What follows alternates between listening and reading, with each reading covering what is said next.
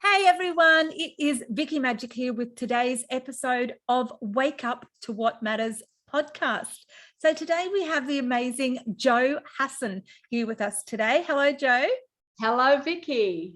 Thank you so much for joining us today, Jo. I'd like to begin by asking you if you could share a little bit with our listeners about who you are and a little bit about your background.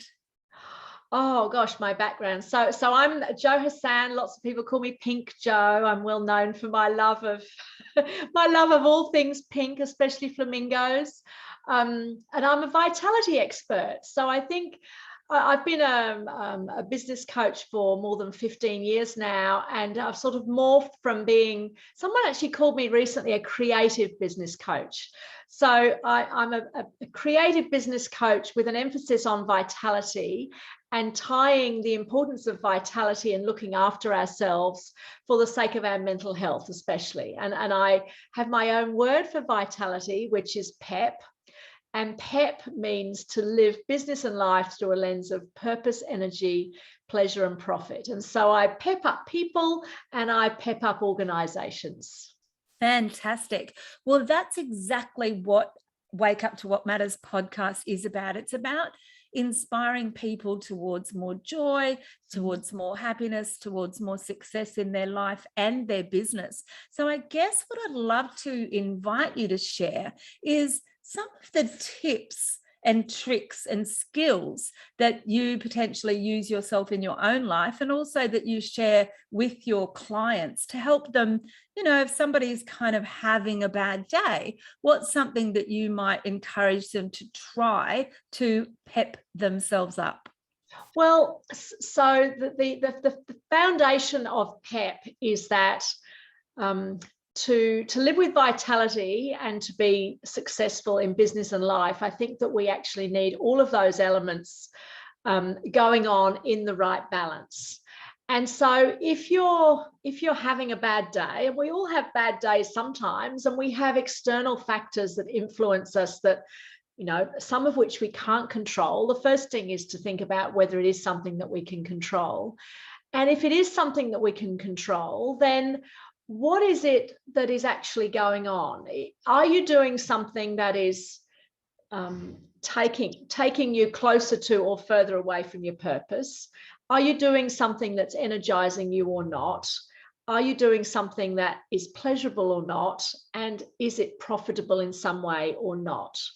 So in a perfect world, everything that we do would say yes to all of those things. The reality is that some of the things we do don't tick all of those boxes. So we might, for example, be in a job that we don't particularly enjoy, but we're being paid really well. So we can maybe sustain that for a period of time until, but be mindful that we're doing it for the money. But if we're doing something that we don't enjoy and we're not even being paid well, then we need to do something about that and change. And you can kind of feel in your gut whether you're doing the right thing or not.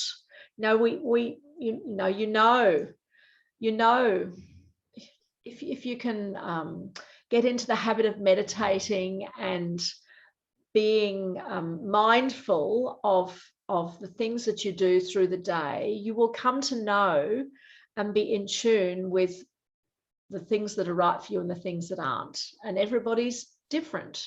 So if somebody that was listening to this today is that person who kind of hates what they're doing and they're not being paid enough to do it, what would you say to them is the first step that they need to take in order to change that? Because a lot of people, I think, want change, but not everybody actually knows how.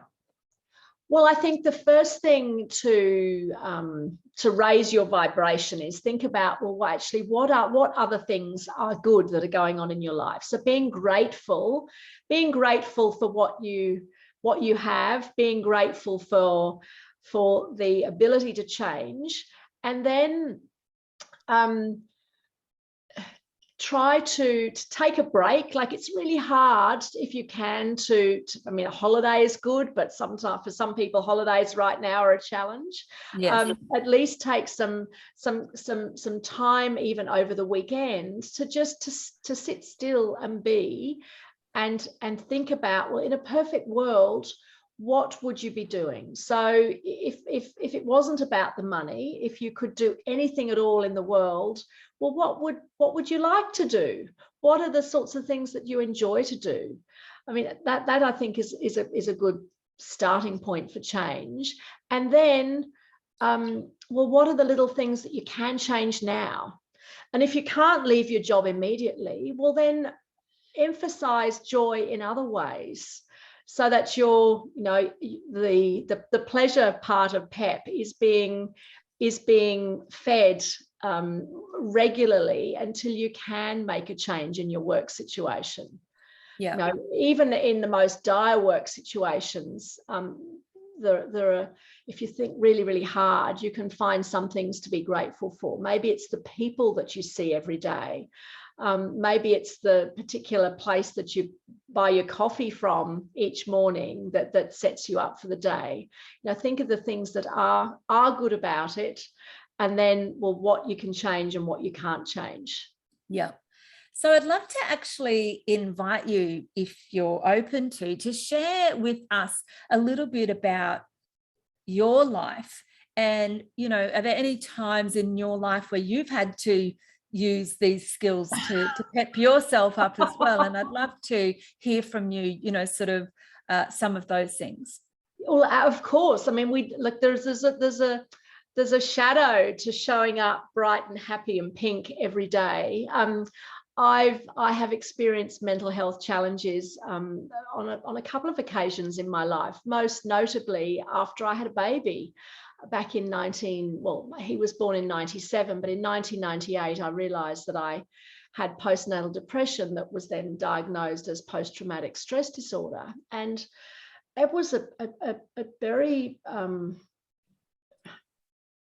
just frightfully sad time in my life. Here I was with a brand new baby that everybody, you know, was excited to welcome to the world, and it was all supposed to be happy and lovely, but it was actually just, you know, very hard for me. It was grim. I felt disconnected. I'd had no love for myself, for my family. And so by the time I worked out that actually, you know, we didn't have Google back then, so you didn't Google what's wrong. I had one of those baby books, like an encyclopedia of how to be a mother, and worked out that I probably had something beyond the baby blues going on. And so I sought medical help and took medication, had a psychiatrist, had acupuncture, a whole range of therapies to progressively over many months and a few years to change my thinking. And all of that was a deep, dark secret. We didn't talk about mental illness back then. Even my parents didn't know. And 4 or 5 years ago, I decided that as part of being honest and showing up happy and vibrant and pink, I thought that I would talk about the fact that even somebody like me can have had a mental health crisis. And so I actually, I wrote a book about my journey through that. And in analysing how I improved and coupled that with the business coaching that I had already been doing for a few years by then, I sort of worked out that's how I came to the PEPP formula, that business is not just about profit. If you only focus on the money, then the success will likely be short-lived. There have to be some other things in play. And that's where PEPP came from, that we need to have a purpose for what we're doing. So I say my purpose is to show people how to live with more vitality so they can reach their goals faster and have more joy every day. So that's my purpose. We need to be aware, as I've said before, about our energy levels, and we need to take time to have fun every day. So I've deliberately put purpose, energy, and pleasure before profit in the when I write the PEPP word. The reality is we can all choose the balance that's right for us on any given day, but I'm very passionate that taking time for pleasure every day is an important tool to look after yourself, and that was an important part of my recovery. It's actually part of the whole pink thing that when I was working out and over a period of many months recovering, I thought, well, pink always makes me happy, so I should just have more pink in my life. Yeah. And I mean, we've now got to the point where pink has kind of taken over, and I'm okay with that. Yeah. But that's really where it came from. And then from that, I have a saying, wear pink and smile anyway. But the pink's got a little asterisk. So the asterisk means find your own pink. So for somebody else, for one of the listeners, it might be blue or brown or walking your dog. So pink is like my joy color, my something that is like an anchor to make me happy.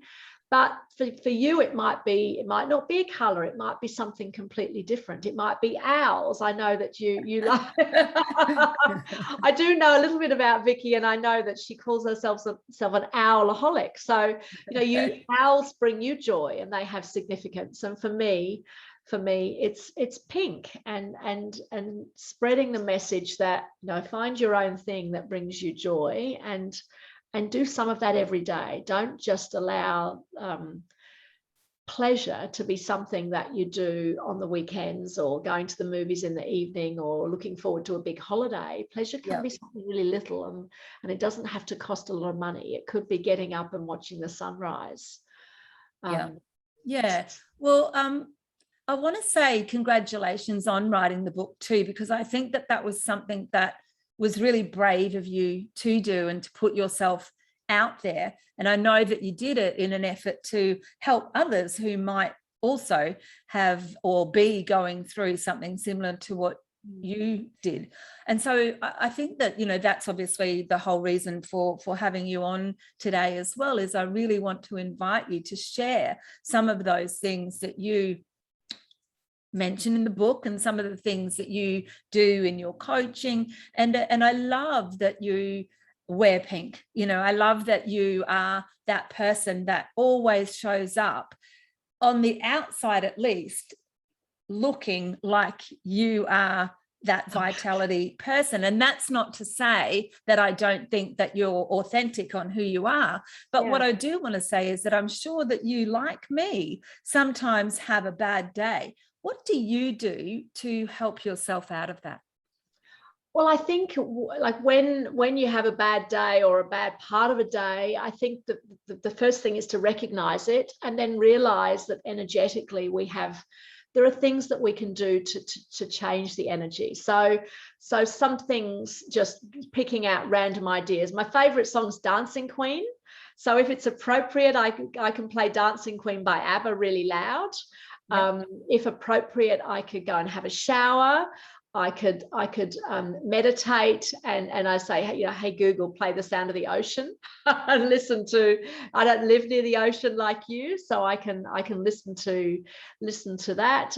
Exercise is good. Going for a walk in fresh air. Yes, there's some ideas of basically changing state. So music is really music that's really dancing, happy music like Dancing Queen, or music that's relaxing, calming and soothing as well. And so what's next for Jo? So what's happening in your world right now, and something that you potentially can share with us? Well, there's a couple of things. I guess I share a couple of things on a personal level, and a couple of things from a business perspective. So from a business perspective, I've been coaching people for about 15 years. Up until quite recently, they have been mostly small business owners. And I realized over the last couple of years that we've had, where the world has become a little bit topsy-turvy, applying PEPP to business owners and to businesses is one thing, but actually just about everybody could benefit from a PEPP up. So something that I've done this year is create a little program that starts with a three-hour workshop, and then 3 follow-ups. So a follow-up a week later, 2 weeks after that, and then a month after that. So essentially a 2-month little program called PEPP Express. And so that's something that pretty much anybody could do. They could be a business owner, or they could be a stay-at-home mum, or they could be somebody that's working in a for a government department. It's really for anybody. So that's something that I've put some energy myself into this year. I'm in Brisbane, in Queensland, and so I can run it as an in-person program in Brisbane, but I've actually also trialed it online, and we've had people Australia-wide, and I've actually got some people in Canada, of all places, interested. So I now know that I can pep up the world, whereas previously that was something that was just really confined to our shores. Yeah, fantastic. That's what I've been doing from a business sense. Me personally, I have a yacht that I'm in the process of renovating, and I want to learn to sail. And so the yacht is actually called Vitality. What else? It has lots of pink. It has lots of flamingos, and so that's something that I'm enjoying as a new. I think that we never stop learning, and it's really good. It's good for our brain and good for our energy to continue to learn. And so learning about being out on the water, and the pleasure from that, and the hard work sometimes from that, and the working out, learning about the wind and the tides and all of that is that's something that I'm doing to keep my vitality in check. Oh, fantastic.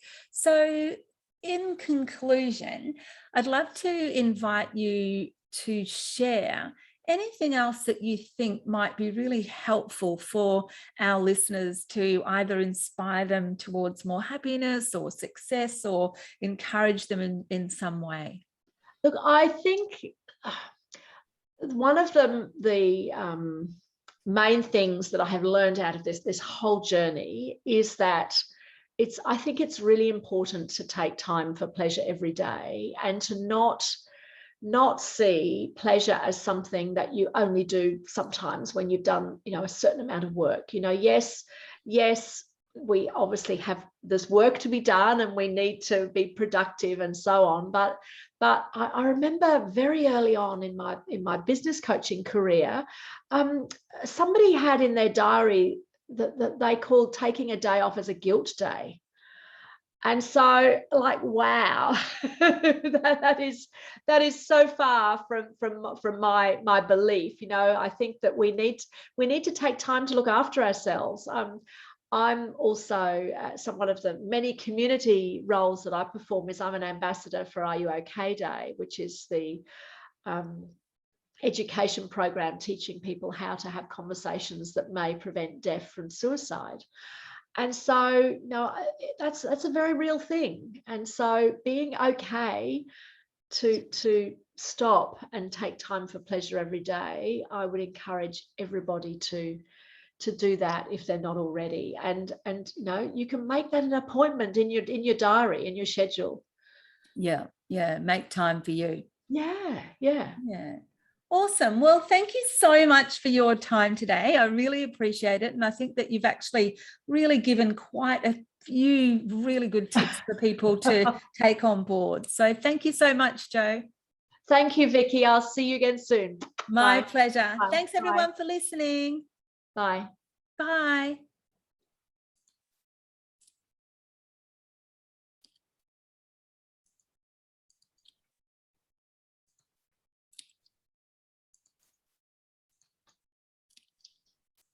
I think it stopped.